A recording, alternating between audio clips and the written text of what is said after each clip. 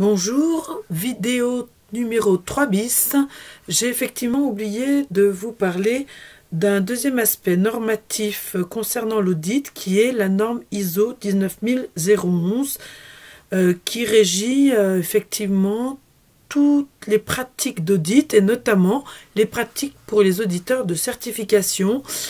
Cette norme n'est pas applicable directement dans les entreprises industrielles, mais elle apparaît intéressante dans le cadre de votre formation.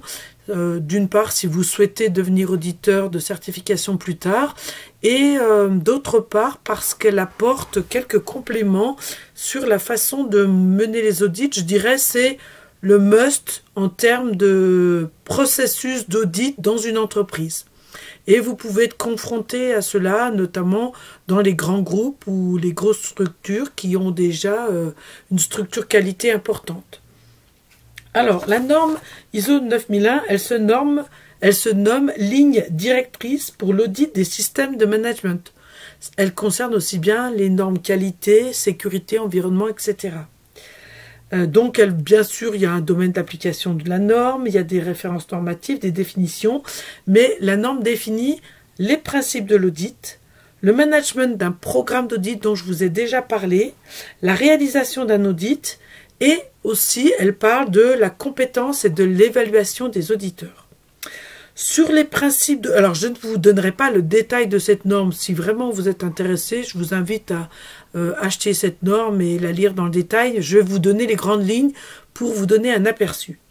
Sur les principes de l'audit, elle rappelle que la norme rappelle qu'il faut avoir des principes pour faire de l'audit un outil efficace et fiable, notamment pour la direction de l'entreprise. L'audit sert à la fois à contrôler, mais aussi à améliorer, et la direction doit avoir ça en tête. Ça, c'est le premier principe de la norme. Deuxième principe de l'audit, l'audit ne doit pas se dérouler dans n'importe quelle condition. Il y a une déontologie de l'audit, la présentation de l'auditeur doit être, du compte-rendu de l'audit par l'auditeur doit être impartial, cette notion de neutralité de l'auditeur, la notion de conscience professionnelle de l'auditeur, la notion de confidentialité, bien évidemment, la notion d'indépendance dont nous avons déjà parlé, et enfin, elle rappelle cette approche fondée sur les preuves. Donc la norme tient à rappeler que l'audit ne doit pas se dérouler dans n'importe quelle condition, et il est bon que les directions d'entreprise aient ça en tête lorsqu'ils commandent des audits à des auditeurs. Ça suppose de leur donner aussi les moyens, ce qui n'est pas négligeable.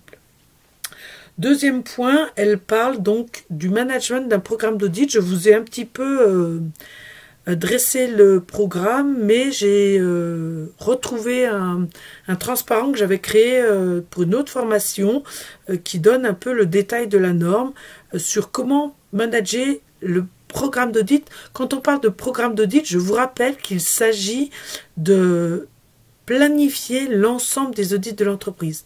Comment mettre en œuvre le processus d'audit dans l'entreprise et pas uniquement sur un audit, mais la gestion de l'ensemble des audits de l'entreprise. Ce qui peut apparaître intéressant lorsqu'on a des entreprises avec plusieurs systèmes de management, qualité, sécurité, environnement, parce qu'effectivement, cela nécessite une certaine coordination des audits. Donc un programme d'audit, la définition, c'est les dispositions relatives à un ensemble de plusieurs audits planifiés pour une durée spécifique et dirigés dans un but déterminé. Donc il va falloir établir un programme d'audit où on va retrouver les objectifs d'audit, par exemple, satisfaire aux exigences pour la certification, c'est un objectif d'audit, ou un deuxième exemple, contribuer à l'amélioration du système. Il va falloir effectivement également définir l'étendue de l'audit, notamment par exemple les facteurs à prendre en compte, par exemple les conclusions des audits précédents pour vérifier l'amélioration, le nombre, l'importance, la complexité, la similitude des activités auditées. Tout ça nous permettra de définir l'étendue d'audit. Donc l'étendue d'audit, si les activités sont très complexes par exemple, l'étendue de l'audit devra peut-être viser plusieurs lignes ou se dérouler en plusieurs fois pour bien prendre en compte toute la dimension du processus qui est audité. Ensuite, il faut définir les procédures concernées par chacun des audits et déterminer également, dans cette programmation d'audit, les ressources nécessaires et notamment quel auditeur va bien pour réaliser quel audit en fonction de ses compétences. Donc la mise en œuvre du programme d'audit consiste à programmer au sens planifier les audits, évaluer les auditeurs pour s'assurer qu'ils ont la compétence à mener l'audit, constituer des équipes d'audit qui tiennent la route, donner les ressources nécessaires à tout ce monde, piloter les activités d'audit, notamment la faisabilité de l'audit en termes de disponibilité des équipes à être auditées, et des pilotes de processus à être audités. Bien sûr, dans la programmation d'audit, il y a aussi la notion de conservation des enregistrements des audits, donc la gestion de tous les documents qui sont liés à l'audit. Et bien sûr, ce programme d'audit, comme tout programme dans une certification ISO, devra être surveillé et revu. Surveillé pour s'assurer qu'il se déroule selon ce qui a été planifié et revu pour soit corriger le tir en cas de dérive, soit s'assurer qu'il est toujours pertinent. Voilà pour ce que dit la norme 19011.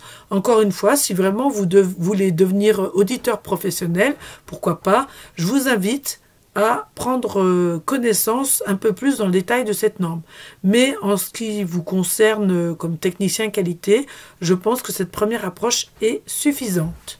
Voilà pour ce petit complément donc à ma vidéo précédente. Je vous rejoins dans la prochaine vidéo. À bientôt.